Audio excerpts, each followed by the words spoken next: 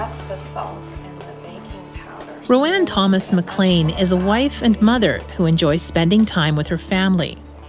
She's also a recipient of the 2008 Distinguished Researcher Award at the University of Saskatchewan for her body of research, including a study on arm morbidity of women who've undergone breast surgery. Can I scrape some off your spoon too? As a mother, I can't imagine what it would be like not to be able to pick up my kids or to go outside and toss a frisbee around. The concern is that women who are experiencing arm morbidity, that is, the limited range of movement in the arm on the side of the breast surgery, cannot carry on many of their usual activities. That includes paid work as well as leisure activities. I also enjoy rug hooking and being able to take some time out from work and from thinking about other things, and then to no longer have that as an avenue for relaxation or for even some sense of accomplishment at finishing various projects. I think that's very difficult. To move your arm just as far as you feel comfortable back. With support from the Canadian Institutes of Health Research and Canadian Breast Cancer Research Alliance, Thomas MacLean is working with 745 breast cancer survivors to study the impact of breast surgery on arm morbidity. It's the largest study of its kind in the world. Not all women will experience arm problems after breast cancer, but at 2 years after breast cancer, the women in our study, about 50% of them are still experiencing arm problems. So this was quite surprising to us. Thomas MacLean's work revolves around storytelling, a tool she finds to be very powerful in showing the human impact of research. We all have stories to share that are meaningful, that convey something about what it means to be human.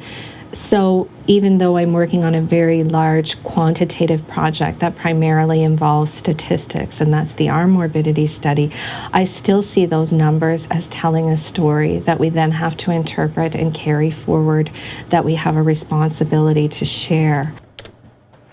Hi, Carolyn. Thomas MacLean's recent work, called the Visualizing Breast Cancer Study, came about as a result of work she had done with breast cancer survivors.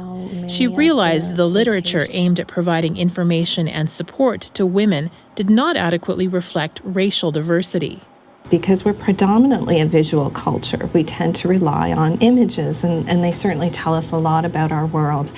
So with the Visualizing Breast Cancer Study, we gave Aboriginal women digital cameras, and they took pictures of what the experience of breast cancer meant to them and meant to their families, the people around them.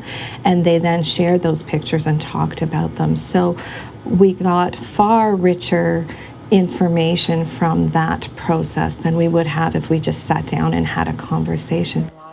From that experience, many of the Aboriginal women disclosed that cancer treatment and follow-up doesn't include options for traditional Aboriginal healing practices. Thomas MacLean believes the study will help tell the stories of these women to health professionals. What we do as academics then is raise some questions for the healthcare system. So we've been careful to ensure that what we have to say about this study is reaching an audience that might be positioned to make a difference. Thomas MacLean has been an associate professor at the University of Saskatchewan since 2004. She believes the environment at the U of S has helped her expand her research capabilities.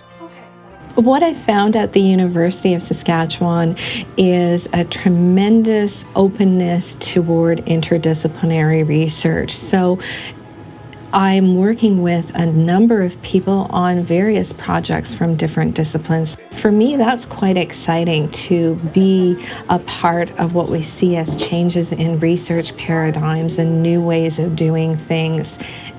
And so that, for me, is one of the most rewarding parts of my job.